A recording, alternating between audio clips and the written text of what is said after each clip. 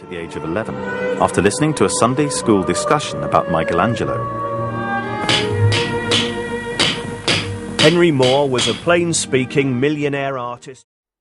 When I first started, what was very, very important to me was dealing with the nature of process.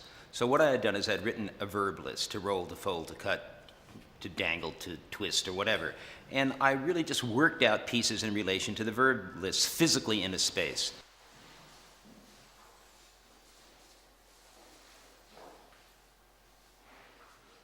Now, what happens when you do that is you don't become involved with the psychology of what you're making, nor do you become involved with the afterimage of what's going to look like.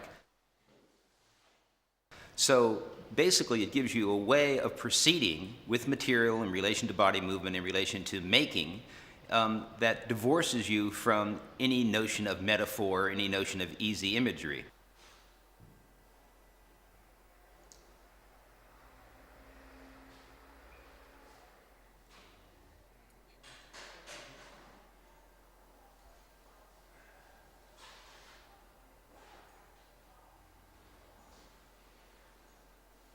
I think what artists do is they invent strategies that allow themselves to see in a way that they haven't seen before to extend their vision. Various artists do it in different ways. Cezanne did it his way. Obviously, Pollock did it his way by dripping downward in a horizontal plane.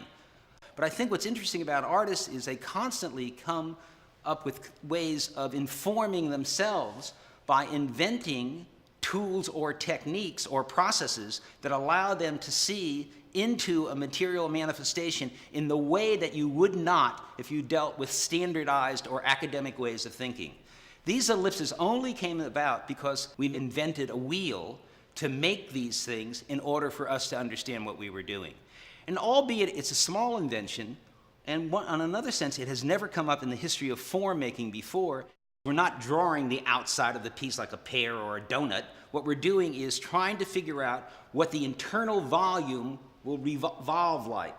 We made a wheel to figure that out, and that wheel predicates the outside the skin. So it's the way of working from the inside out. But I think one constantly tries to invent ways of seeing into what one's doing so you don't get into some lockstep notion of how to do what you do. I have to kind of invent new strategies in order not to go back to something that's just a reflex action.